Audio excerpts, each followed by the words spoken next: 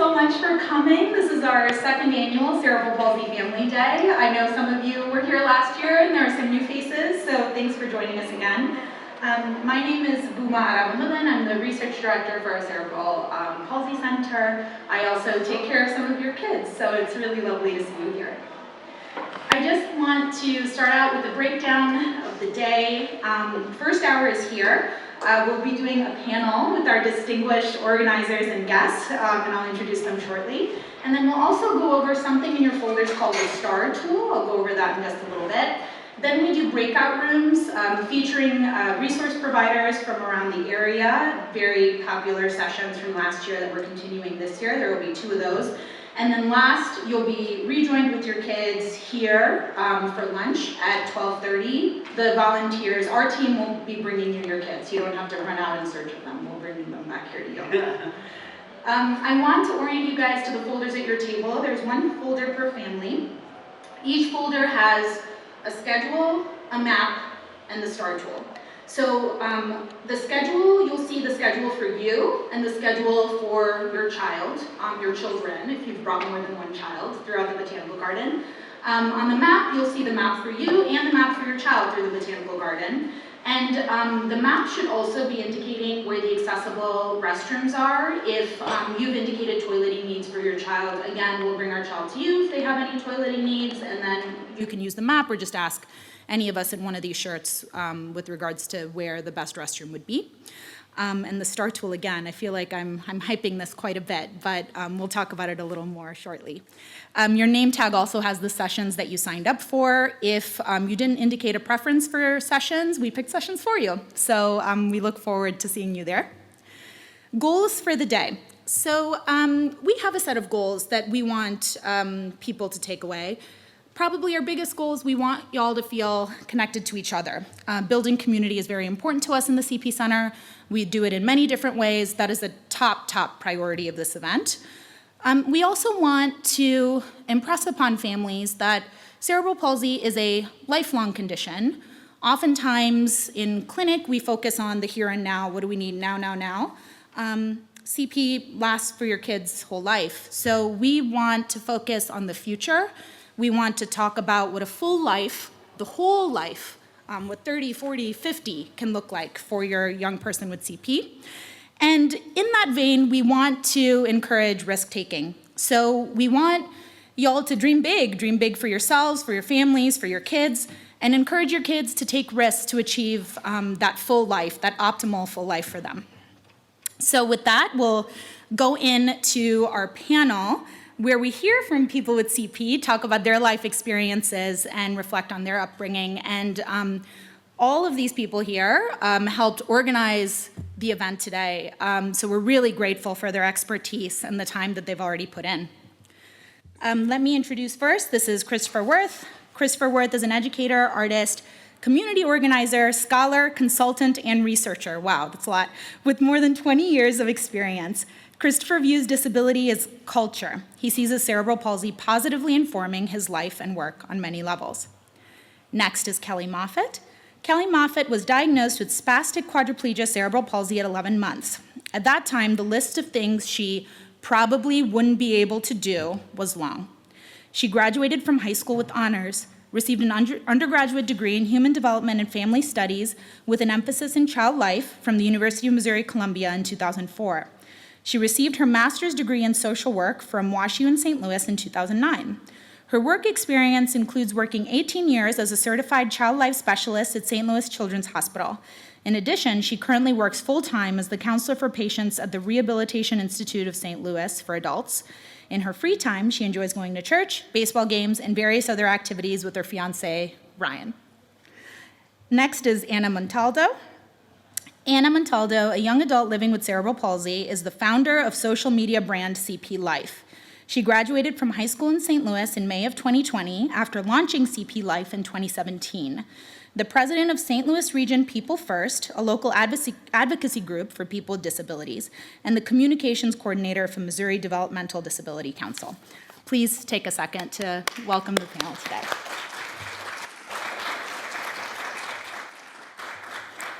We want to give you an overview of questions that we prepared for the panel. namely what strengths are informed by your CP, what is something you appreciated that your parents did to prepare you as an adult with CP, and what do you think your parents should have done differently? I wish I kind of knew the answers to these questions for my kids in the future, honestly. So these are questions that we've prepared, but I would encourage all of you to interject with your questions. This is just what we thought might be interesting to share, but please feel free to ask questions at any time. So we'll get started. What strengths are informed by your CP? Christopher, would you like to go first? Well, I would say everything I do is informed by my CP, right? And that includes my scholarship, that includes my artistic output, that includes my relationships. My wife, who has CP as well, is in the audience. Everything that I've produced as a 40-something-year-old from my childhood to now is positively. I want parents to hear that. I wish the children could hear that too. Is positively informed by my CP. Now, I have lots of privilege, right?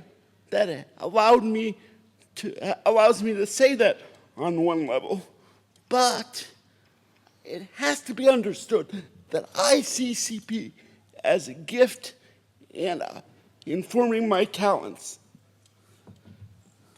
Kelly, would you like to add? Yeah. So, things that I see my CP giving me strength in is I'm good at relating to other people because I've been through positive things as well as challenging things in my life. I'm good at reading people's signals even when they maybe don't want to share something about what they're struggling with. I'm a very good listener and can hear things that are maybe not even said completely. I'm driven to learn about other people because someone took the time to learn about me and not just assume what my diagnoses or whatever may have you meant for my life. And also, I've just really been inspired to change some of the systems that are currently helping people but are not doing all they could be doing for those of us who have survived and thrived with our CP, but those of your families and children that are growing up in a different world than even this whole panel grew up in. And knowing that we do have the power to change those systems, and we shouldn't just accept what is already there. Yes. So those are just a small list of the things that inform me positively through my cerebral palsy experience. What about you, Anna? Hello, I'm Anna my Remy, and I'm way more compassionate, and I am really more appreciative of the relation that I do have, because with CP, you oftentimes, a lot of the time, people will walk out on you, but the people who say or the people who really mean well and really actually want to help you, a normal human and a human with CP, even when life is a little dirty and you need help doing hard things. I am also a really good advocate. Like, I am not terrified to advocate for my needs, and I know when I'm in a situation that I may not be able to handle how to advocate, and I'm more aware of the situation I'm in, and when something feels off, I'm going to immediately tell whoever I'm with and be like, I need to get out of the situation because whatever the reason is. I'm going to just kind of summarize the things that I've heard so far. So really viewing cerebral palsy as a positive in terms of artistic expression and creativity, thinking about cerebral palsy as a conduit for advocacy and community improvement, and then using it as a lens for strong relationships that are valuable in many different aspects of life. Before we move to our next question, I'm just going to pause. Are there any questions that anybody in the audience or in the room would like to ask? I'm happy to keep going through, but I just want to give people space and time to see if anybody has anything they'd like to say.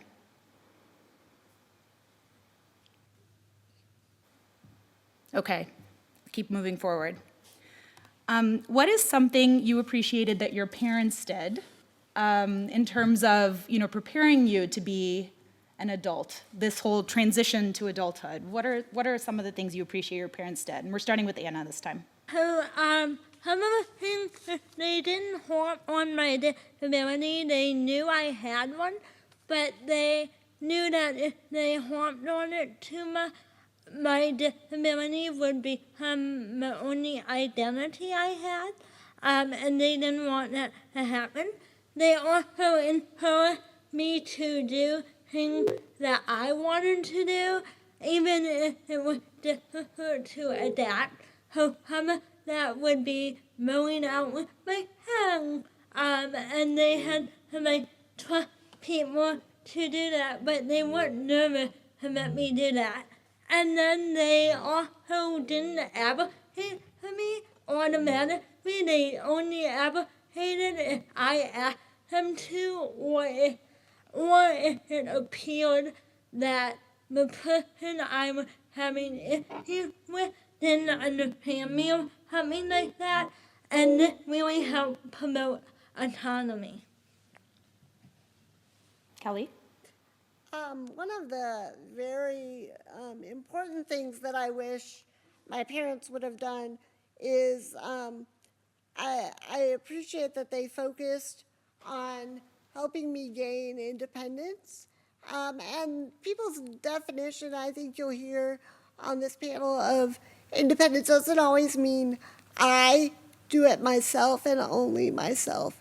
It may mean that other people help me, but it helps to facilitate me being independent in whatever way that, however that comes to pass, however that looks like. They focused on physical aspects for a long time, which was really great for me, strength-wise and muscle-wise. But I also, in the long run, which kind of flows into, I think, our next question will be, is struggle a little bit more on the coping side with when those things started to fail me over time as I got older. So, Christopher? Can you repeat the question? Yeah, sure. What is something you appreciated that your parents did? So I really appreciated that my parents, this is going to sound, I'm very stubborn, so my parents were very tough and almost kind of militant about what they expected from me socially and physically. So I wrestled as a younger person from my knees. They did not, the adaptations that happened naturally. I really think that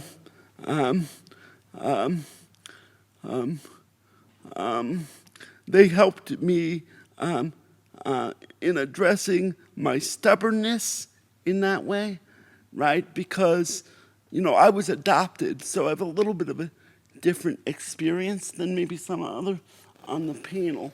So in my adoption, I came from complete institutionalization. And so I was adopted at 11.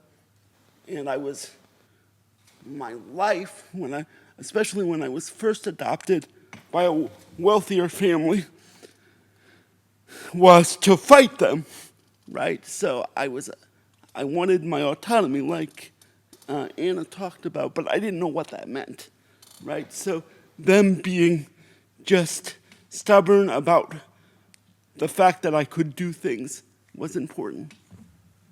So I'm going to summarize those comments too, and then open it up, give people space if they have questions. I'm hoping I'm remembering all of these key points. So, and I'll start with Christopher. This fostering of stubbornness and autonomy, kind of cultivating that fire in you to fight. Kelly pointed out kind of the yin and yang of independence, that conceptually it was really important to talk about it, but alluding to maybe what we'll talk about in the next question, how do we conceptualize independence? Does independence really mean you alone? And what are the resources and people community you can build around yourself to foster that independence? And then Anna talked about advocacy for herself and giving her the opportunity to speak for herself first and foremost, and how valuable that was in preparing her for continuing to do so throughout her life. Let me pause again. And it doesn't have to be about these particular concepts. Are there other sorts of questions anybody else has that they'd like to ask? Yeah, go ahead. This is around the same topic, but near and dear to our hearts is adults 4 and a half, 5, starting to say things like, let me walk, let me take that step, let me take that step now. We're getting prepared for the question of, why can't I walk like my peers? When did you come to that realization? When did you come to that realization? And how were your parents there to support you? What could they have done better? Our daughter's also adopted, but around that, how can we prepare our daughter for that? So let me just repeat the question, the beginning part of the question. So we were talking about how your daughter's 4 or 5 and starting to ask for independence. Let me walk, let me do that, let me do these things. And the question was that at some point soon, there is also going to be the realization that I don't move the same way my other peers my age do. And how do you talk about all of those things honestly? We want to facilitate your independence, but we also want to acknowledge that the way you move and who you are is different from the people around you. So I'm going to kind of fall back on some of my experience as a child life specialist. Developmentally, that's where kids figure it out. When they start having more interactions with their peers and they start to realize, that's when I figured it out. About that age, I was going to special school district before that, so all of my peers had some kind of disability. So when I got mainstreamed to a regular school, I was the playground got really eye-opening, but also very scary, to the point where I slowed down eating lunch so that I didn't have to go outside, because that way, outside in my walker was very scary. But at that point, my parents and the OTs and PTs challenged them to let me give up my walker for the playground and use a manual chair so that I could be more interactive with peers. Now, that had me to realize that, yes, I do need a wheelchair if I want to feel more stable, and that makes me cooler in the sense that people can push you around, and that's fun for a little while. But then after a while, the newness wears off, and and that's different. So what my parents were able to do was listen to some of the advice of the OTs and PTs and doctors to let me use adaptive equipment, but then also having those honest conversations about, how do you want to explain to people about your CP? What do you want them to know? That you do still want to play with them, and how can you be involved with that?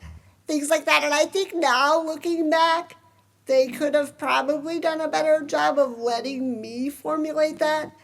I had very interesting ways of explaining things to, like one day as I was older, we were in the grocery store and a little kid, God love little kids, they don't filter anything, came up to me and said, "Why are you in that?" And of course, the parent with them was horrified. And I said, "Well, I was born this way."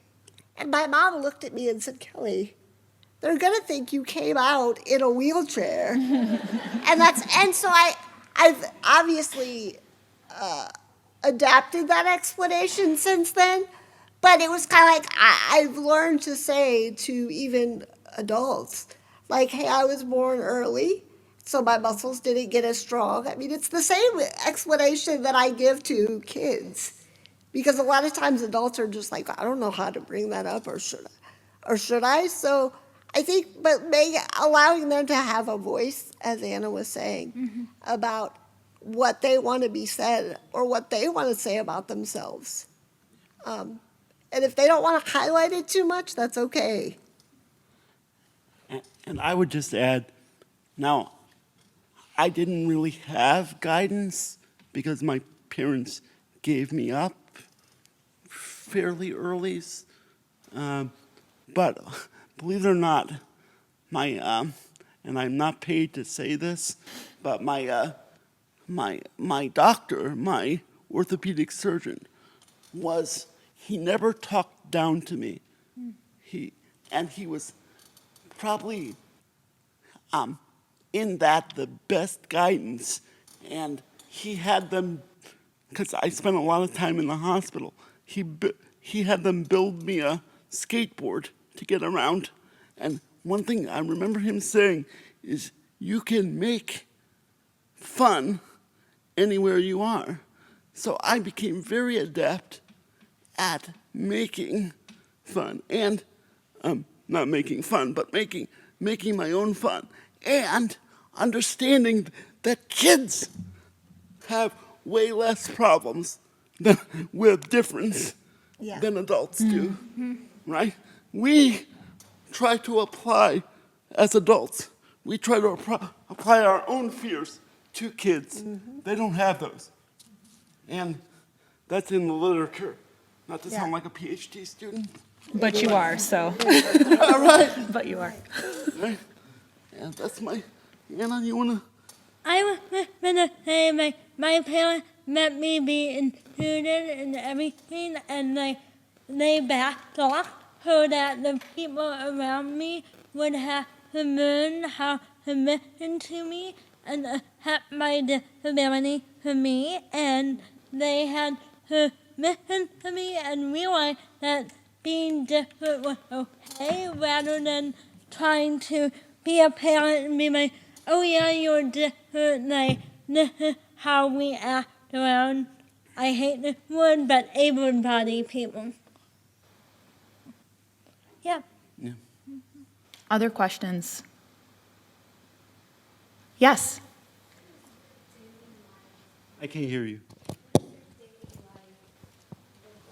What does your daily life look like? Sorry. That could end the panel, but just because it's huge. Yeah. Yeah. No, I mean, we can, I think that's a great question. We can end the panel on that question. So do you want me to start, Kelly, or Anna? All right, Anna? Oh, Anna. Yeah. My daily life is like, I am blessed enough to have 8 GSPs with direct support professionals, and they come in my house 2 or 3 times a week when I'm not, so I live with my parents. So they come in to my house and they help me make meals, run errands, but I plan out my whole day around what I need to do, and then I'll text them and be like, "Hey, I need to do this today, could you help me?" But I pretty much need help with everything that a normal person would do, but only just it requires a lot of planning, and it requires a lot of coordination between the 8 of us. You want me to go? Yeah. Okay, I'll go. So I have, he'll think this is funny. So I have one quote unquote DSP. I I think that's funny because I found him in a coffee shop. He's probably one of my best friends, and I know that can get hairy as people with disabilities, but I met him. Can you tell people what DSP means, just so Um, we're- a direct support professional. He would not call himself that. He's a landscape artist, but he gets me out of bed and makes sure that I'm clean for events. He comes in 3 days a week. 2 days my wife helps me dress and helps me get out of bed and things. I shower. Don't tell everybody. I don't shower every day. Shh. Americans hate that, right? Right? But showering is very hard for me, even with a super accessible bathroom. I gutted my bathroom. I live on the south side, so you can imagine what a bathroom on the south side looks like. So we gutted it, and it's fully accessible. He helps me with that. He gets me dressed. I get on. He makes the French press coffee that my wife fuels her life on. and we go about our business. The thing is, when he first became my DSP, he dropped me once.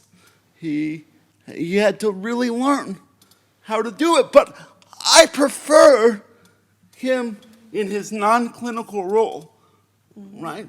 Because I get to teach it, right? And he now knows about disability culture in ways that he had no idea before. Kelly? Yes. So and I'll get to this. This kind of ties into the last question anyway. So my parents were very focused on this independence thing, but based on I hate this word too, neurotypical type of environment. So able-bodied, you got to fit into the able-bodied world because they're not going to understand you, right? And so I went to, college is not for everyone, but I went to college because that's what all my friends were doing.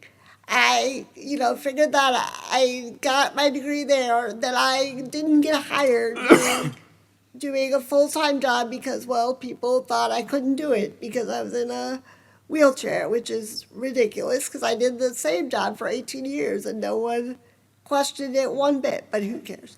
So anyway, but I get up every day and go to a full-time job because I went and got a master's degree and someone hired me, and that's awesome. One of the downfalls of that, though, is that, yes, I do what not every, but what a lot of people do in their day-to-day, but I have to pay out of pocket for my direct support professionals / OT, PT students. And I love working with students for the same reason that Chris talks about. They are not going to learn in textbooks what day-to-day looks like with someone with any kind of disability, right? So I'm able to have communications with people.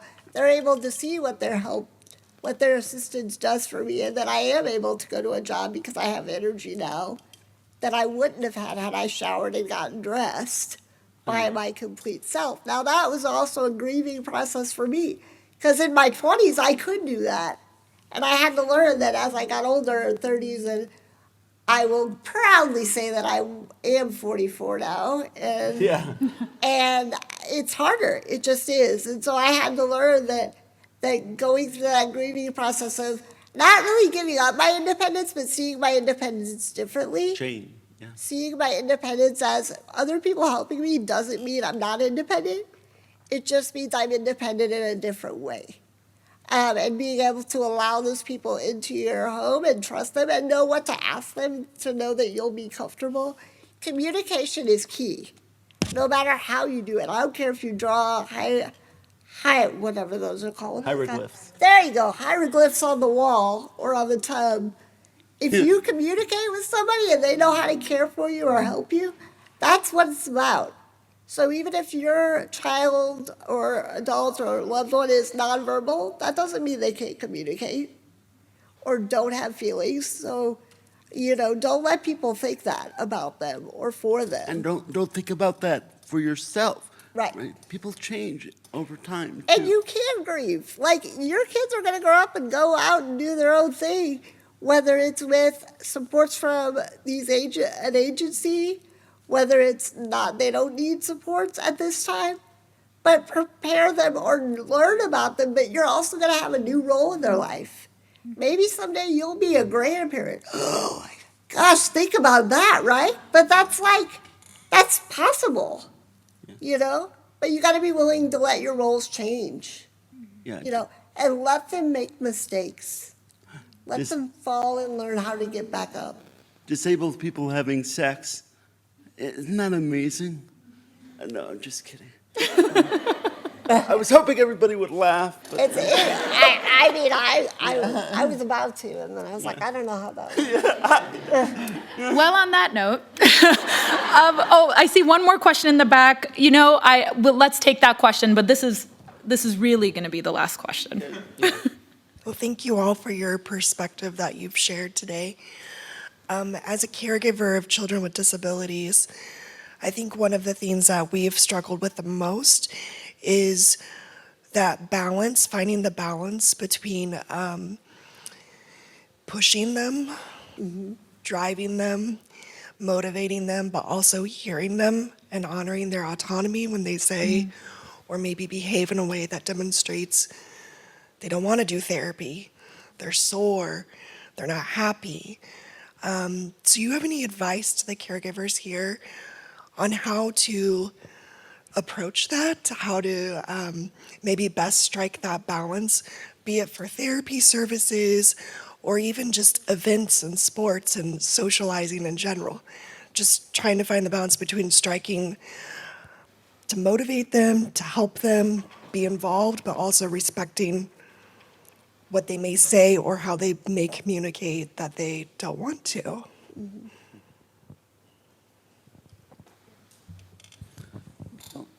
Anna, you want to take? You set up, Christopher. Go for it. Okay, I set up.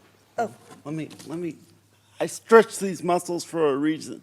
I think I wish my parents had struck that balance, and I think what I would say to them today, because my life was very exercise oriented, even after adoption, and not very intellectually oriented.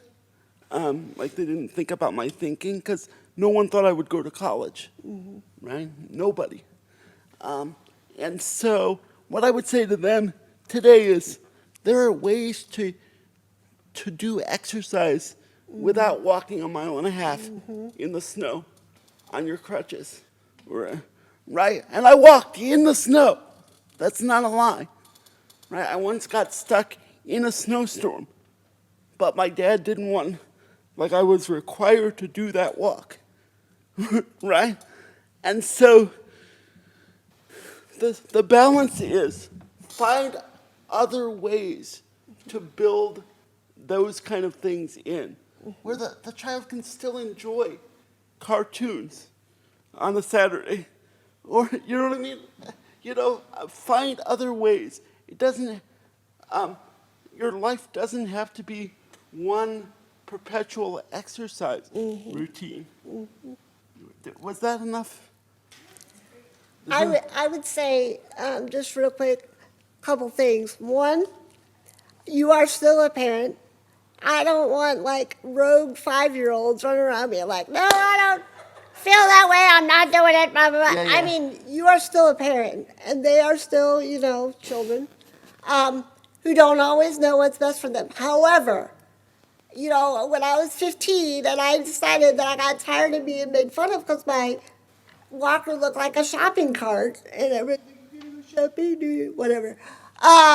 I was like, no, I'm done with therapy. When I said I'm done with therapy now, I dealt with the consequences of that for several years afterwards, but I learned through that.